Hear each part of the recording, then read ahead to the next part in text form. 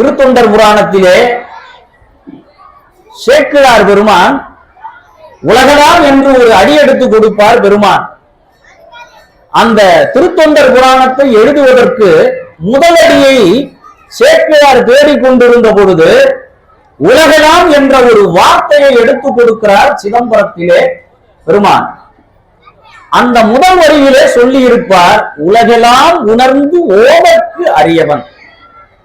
சிவபெருமானை நாம் எளிதில் கண்டுவிட முடியுமா என்றால் இந்த மனிதனுடைய ஆறறிவினால் எளிதாக நாம் இறைவனை அடைந்து விட முடியாது. ஆனால் அந்த இறைவன் இந்த உயிர்களின் மீது கருணை கொண்டு முதல் வரியில் சொல்கிறார், உலகெல்லாம் உணர்ந்து ஓதற்கு அறியவன் என்று சொன்ன அவரே இரண்டாம் வரியில் சொல்கிறார், நிலவுலாவிய நீர்மலி வேணியன். அவன் யார்னா, தன்னுடைய தலைமையிலே கங்கையை சுமந்து கொண்டிருக்கக்கூடிய வேணியன். ஒரு புறத்திலே பிறைச்சந்திரனும் ஒரு புறத்திலே கங்கையும் சூடி கொண்டிருப்பவன் சிவபெருமான். நிலவுலாவிய நீர்மலி வேணியன் அழகில் சோதியன். அவன் எப்படி இருக்கிறான் என்றால் சோதி வடிவத்திலே இருக்கிறான். அடுத்த வரி சொல்கிறார், அம்பலத்தாடுவான் மலர்ச்சிலம்படி வாழ்த்தி வணங்குவான். எப்பொழுதுமே நாம் கோயிலுக்கு செல்கின்ற பொழுது இறைவனுடைய திருமுடியை பார்க்க கூடாது, இறைவனுடைய திருவடியை பார்க்கணும். திருமுடி தேவையில்லை, நமக்கு திருவடிதான் தேவை. அதைத்தான் இந்த பாட்டுல என்ன சொல்றாரு, மலர் சிலம்படி வாழ்த்தி வணங்குவான் என்று சொல்கிறார். இறைவனை பொறுத்த வரையில் 3 நிலைகளிலே நமக்கு காட்சி தருகிறான் சிவபெருமான். ஒரு நிலை உருவ நிலை, இரண்டாவது நிலை அரு உருவ நிலை, மூன்றாவது நிலை அருவ நிலை. இந்த முதல் நிலையில் உருவமாக அவன் காட்சி தருவது தில்லையிலே இருக்கக்கூடிய நடராஜ பெருமான் தான். உருவ நிலையிலே இறைவனை நாம் காண்பது. இப்பொழுது நம்முடைய ஆலயத்திலே இருக்கக்கூடிய இந்த லிங்கமானது அரு உருவ நிலை என்று பெயர். உருவமாகவும் தெரியும், அருவமாகவும் தெரியும். முழுமை அடையாத ஒரு வடிவம் தான் லிங்க வடிவம். முழு உருவம் பெற்ற வடிவம் எது என்றால் நடராஜர் வடிவம். அருவம் என்றால் என்ன நிலை என்றால், அந்த காலத்திலே சித்தர்கள் எல்லாம் கோயிலிலே வந்து வழிபட்டு இறைவனை வணங்கியவர்கள் கிடையாது. தாங்கள் எங்கு இருக்கிறார்களோ அங்கே உட்கார்ந்து யோகத்தின் மூலமாக ஞானத்தை பெற்று இந்த வெட்ட வெளியிலே இறைவனை அகத்துள் காண்பவர்கள் தான் சித்தர்கள். இவர்களுக்கெல்லாம் கோயிலும் தேவையில்லை, வழிபாட்டு முறைகளும் தேவையில்லை. சரியை கிரியை என்று சொல்லப்படுகின்ற புற வழிபாட்டில் இருந்து அவர்கள் யோகத்தின் மூலமாக ஞானத்தின் உடைய வடிவாக இறைவனை உள்ளே காண்பவர்கள் சித்தர்கள். இந்த நிலைக்கு பெயர் அருவ நிலை என்று பெயர். இப்படி 3 நிலையிலே நாம் இறைவனை காணலாம். இது இறைவனுக்குரிய நிலை. சரி, சிவபெருமானுக்கு என்ன குணங்கள் இருக்கிறது? 8 குணங்கள் உள்ளது சிவபெருமானுக்கு. அதையும் வள்ளுவர் சொல்வார், கோளில் பொறியிற் குணமிலவே என் குணத்தான் தாளை வணங்கா தலை என்பார். சிவபெருமானுக்கு 8 குணங்கள் உண்டு. என்ன அந்த 8 குணங்கள் என்றால், முதல் குணம் தன் வயத்தனாதல். அதாவது சிவபெருமான் யாரையும் சார்ந்திருக்க மாட்டான். எவருடைய அவசியமும் இல்லாத ஒரு கடவுள் யார் என்றால் சிவபெருமான் ஒருவன் தான். முதல் நிலை தன் பயத்தனாதல். இரண்டாவது தூய உடம்பினன் ஆதல்.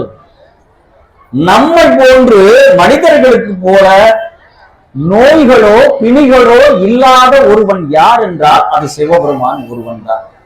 அவனை எந்த நோயும் அண்டாது, எந்த நோயும் தீண்டாது. தூய உடம்பினன் ஆதல். மூன்றாவது இயற்கை உணர்வினன் ஆதல். இந்த ஒட்டுமொத்த பிரபஞ்சத்தையும் நீர், நிலம், நெருப்பு, காற்று, ஆகாயம் என்று சொல்லப்படுகின்ற இந்த 5 பூதங்களையும் தனக்குள் அடக்கி வைத்துக் கொண்டிருப்பவன் யார் என்றால் சிவபெருமான். இந்த 5 பூதங்களும் யாருக்கு கட்டுப்படும் என்றால் சிவபெருமானை தவிர வேறு யாருக்கும் கட்டுப்படாது. அடுத்து 4வது, இயல்பாகவே பாசங்களிலிருந்து நீங்கியவன் யார் என்றால் சிவபெருமான். அது என்ன பாசங்கள் என்றால், இந்த மனிதன் மாத்திரம்தான் ஆணவம், கண்மம், மாயை என்று சொல்லப்படுகின்ற 3 மலங்களுக்குள் ஆட்பட்டு பிறப்பெடுத்துக் கொண்டிருக்கிறான். ஆனால் சிவபெருமானை பொறுத்த வரையில் அவனை எந்த மலங்களும் தீண்டாது. இயல்பாகவே பாசங்களிலிருந்து அவன் நீங்கியவன். அடுத்து அவனுடைய குணம் பேர் அறிவு உடையவன். அறிவு என்று சொன்னால் சிவபெருமானுக்கு இணையான ஒரு அறிவு யாருக்கும் கிடையாது. அதற்கடுத்து முற்று அறிவு பெற்றவன். இதற்கு மேல் அறிவே இல்லை என்கின்ற அளவிற்கு முழுமையான அறிவு பெற்றவன் யார் என்றால் சிவபெருமான். அதற்கடுத்து வரம்பில்லாத ஆற்றல் உடையவன். சிவபெருமானுக்கு இணையாக உலகில் எவருக்கும் ஆற்றல் கிடையாது. அதற்கடுத்து வரம்பில்லாத இன்பம் உடையவன். தன்னுடைய அடியார்களுக்கு இன்பம் கொடுக்க வேண்டும் என்று அவன் முடித்து விட்டார், அவன் நினைத்து விட்டார். அதை விட பேரின்பம் யாரும் கொடுத்து விட முடியாத அளவிற்கு 8 குணங்களை உடையவன் யார் என்றால் நம்முடைய சிவபெருமான் ஒருவன் தான். சிவனடியாராக நாம் இருக்கிறோம் என்றால் நமக்கு ஒரு 5 கடமைகள் இருக்கிறது. எப்படி சிவபெருமானுக்கு 8 குணங்கள் இருக்கிறதோ, நெற்றியிலே திருநீரு அணிந்து கொண்டிருக்கக்கூடிய சிவன் அடியார் என்று நம் மனதிலே நினைத்து கொண்டிருக்கக்கூடிய நமக்கு எப்படி இஸ்லாமியருக்கு 5 கடமைகள் இருக்கிறதோ, அப்படி சிவன் அடியார்களுக்கும் 5 கடமைகள் உண்டு. முதல் கடமை, காலையில் எழுந்து குளித்தவுடன் நெற்றியிலே திருநீரு அணிய வேண்டும். அந்த திருநீரு அணிதல் கூட எப்படி அணியணும்னா, ஒன்று நான் வைத்திருப்பதை போல புருவ மத்தியில் இடணும். அப்படி இல்லைன்னா 3 விரல்களால் திருநீற்றை எடுத்து நெற்றியிலே இட வேண்டும். ஒன்றாக இடக்கூடாது, 2ஆக இடக்கூடாது, 3ஆக இடணும். அப்படி இல்லைன்னா இங்க ஐயாவை போல முழுமையாக நெற்றி முழுக்க திருநீரு பூசணும். என்ன காரணம், ஏன் நாம திருநீரு அணியணும்? முதல் விஷயத்தை சொல்றோம் பாருங்க.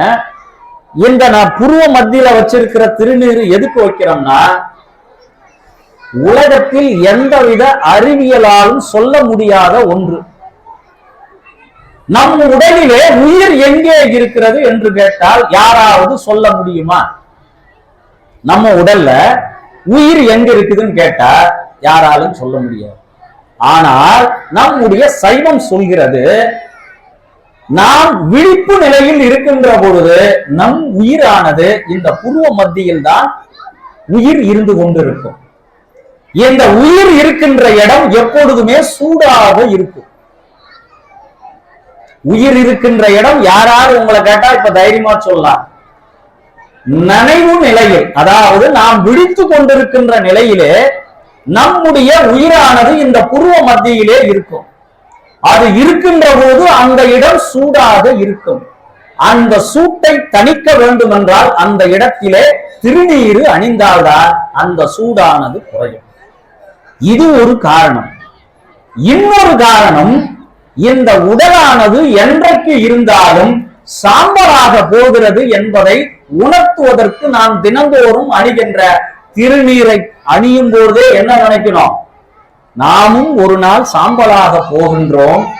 இப்படி சாம்பலாக போகின்ற வாழ்க்கையில் எத்தனை பேருடைய வயிற்றெரிச்சலை கொட்டி கொண்டு வாழ்கிறோம், எத்தனை பேருக்கு துன்பங்களை கொடுக்கிறோம், எத்தனை பேருடைய சொத்துக்களை அபகரிக்க வேண்டும் என்று திட்டமிடுகிறோம்.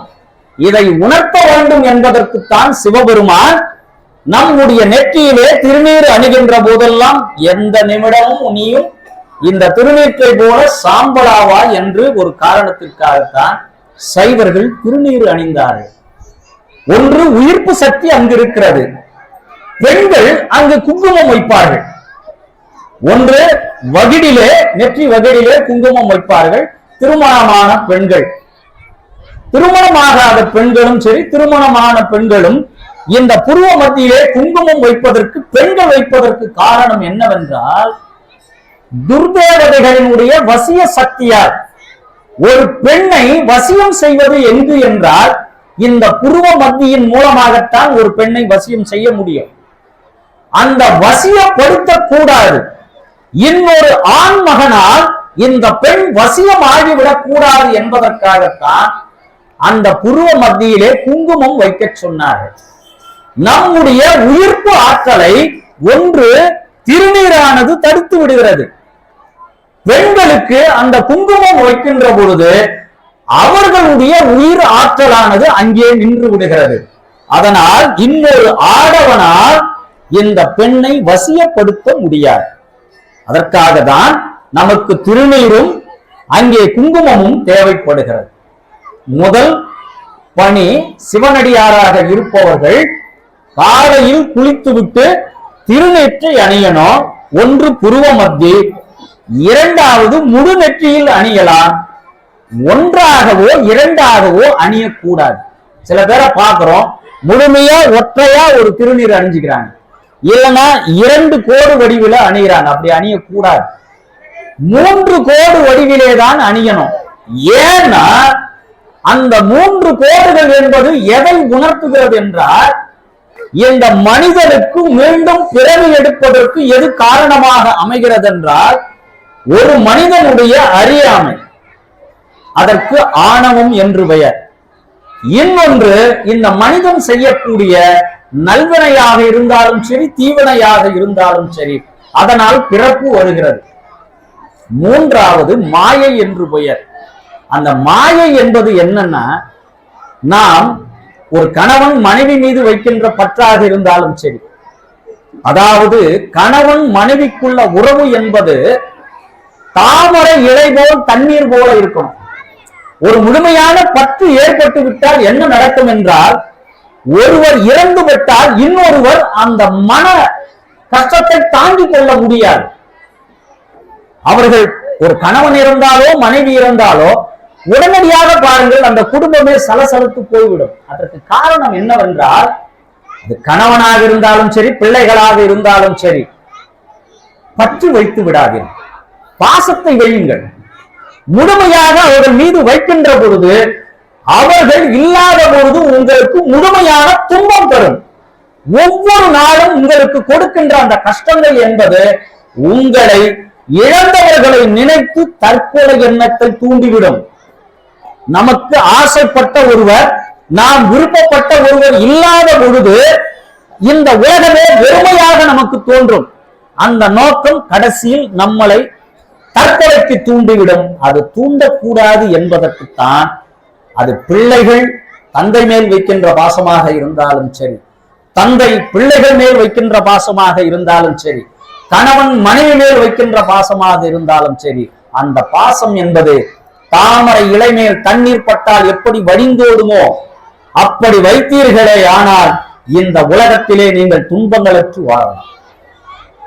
இந்த 3 கோடுகள் நாம் அணிவது என்பது ஆணவம், கண்மம், மாயை என்று சொல்லப்படுகின்ற இந்த 3 மலங்களையும் நான் அறுத்து, இறைவா உன் திருவடி பேச்சுக்கு நான் வர வேண்டும் என்பதற்காகத்தான் 3 கோடுகளை நாம் அணிவதனுடைய காரணம்.